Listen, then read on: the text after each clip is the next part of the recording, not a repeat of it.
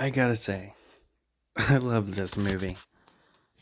There's actually three different Marvel actors in this movie too. One from the MCU and the other two are kinda MCU. But let's talk about the actual movie now. It is a dark horror comedy of this very famous chef. Makes fancy food, it's hard to get in. And this guy gets a reservation. Apparently it takes a while to get in because his girlfriend breaks up with him and he has time to get another girlfriend. Which they kind of hinted at that, but at the same time, it wasn't directly said. I wish I would have saw it coming, but I didn't. When they go to the reservations, he says people, and it's obviously not the girl that he came with, so he's all awkward about it and says, well, no, gotta change of plans. And then tells her name is Margot.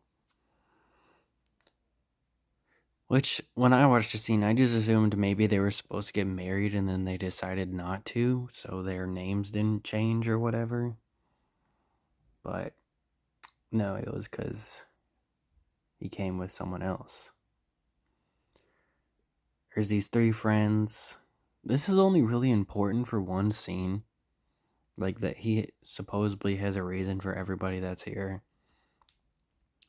There's these three friends that are money laundering. They think they can get away with it because their boss practically owns the cook that works there. As before, things get crazy. We also see the boss die later, but he is probably like the only important death that happens in this movie. Like the other two are chefs and people that work for him. One was in self-defense, the other one was a whole part of the meal thing, but he was the most impactful one. Till near the end, which I'll talk about later. The dude from Ant-Man that plays Ant-Man's friend, one of his friends, he plays a movie star. He's been in a lot of movies.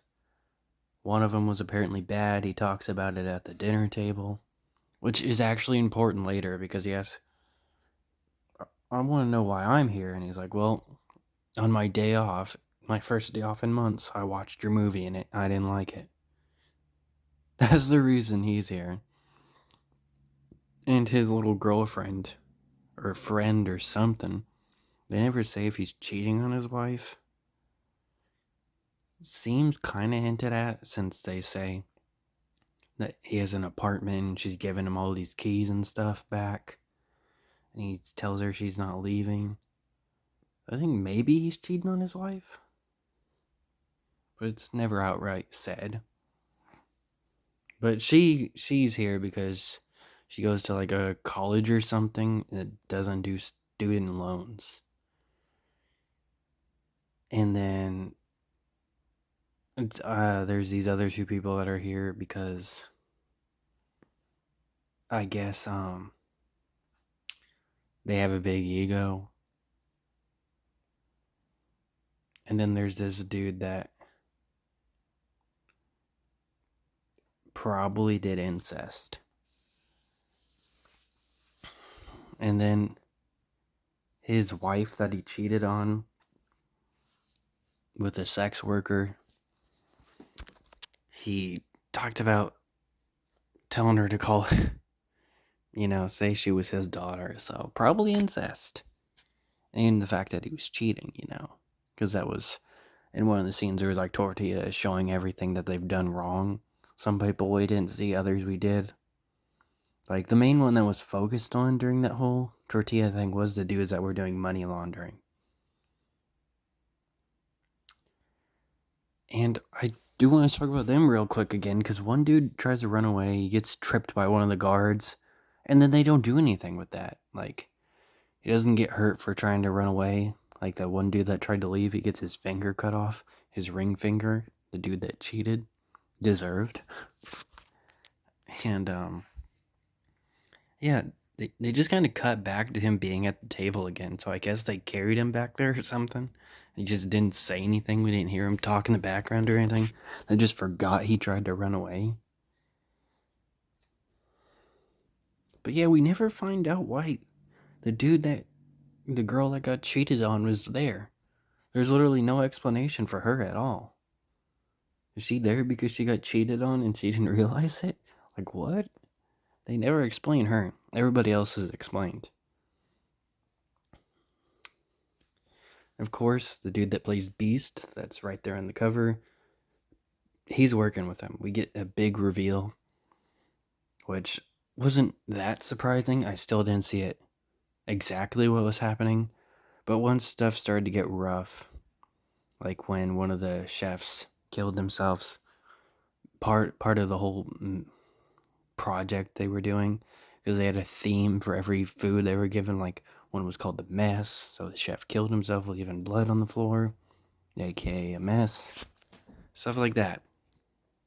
And then when the one dude got his finger cut off not too long later, it's when they realized it was real, because a lot of people just thought they were pretending that he didn't actually get shot. It was probably more of in denial. Once the dude got his finger cut off, they realized it wasn't an act. So, then, what was I gonna say now? Oh yeah, Tyler, that dude that plays Beast in the X-Men movies. He's been working with them. He knew they were all gonna die, and he brought her simply because he knew he couldn't come by himself, and his girlfriend broke up with him. He didn't do one-on tables, which kind of sucks. Like, maybe you just want to go there and eat some fancy food by yourself, and you just can't go there. And for people that are single, they can't go there. They only do stuff for tables of two. Kind of weird. But yeah, he knowingly brought his girlfriend because he needed someone to come with him. He knew she was gonna die.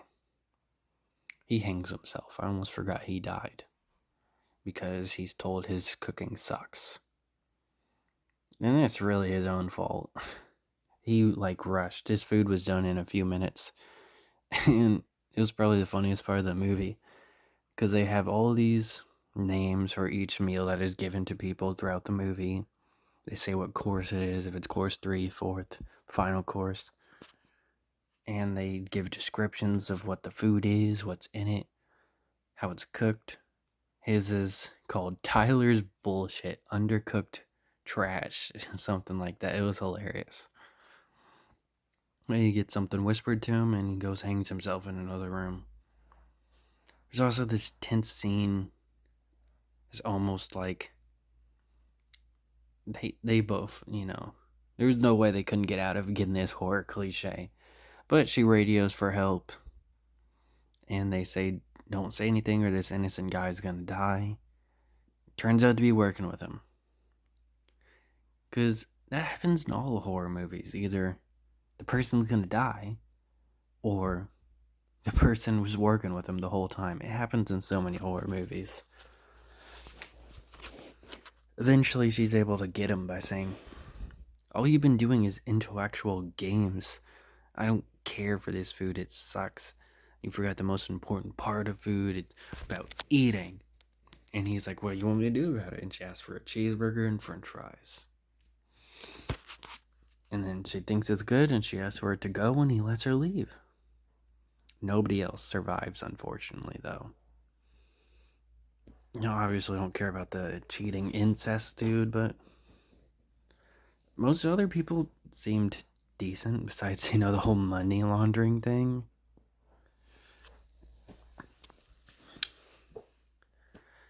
They even try and give money to save their boss, and it actually seems like they genuinely like him, and not because they want to lose money. Because, they're screaming at him. They're trying to give all their money away, and he's like, money's useless to me.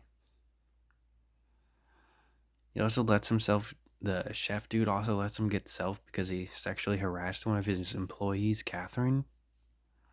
She's apparently also a well-known cook and really good. He kept messing with her, always asking her to have sex with him, and he lets her take revenge in front of everybody. And he's like, "Yeah, I messed with her. I'm a changed man now." And he lets her stab him in the knee with scissors, which is also something I was talked about earlier about how he did that to his dad for being an asshole. So, not very on the nose, but I liked it. This movie's really good, but it's definitely something you have to see because it's amazing.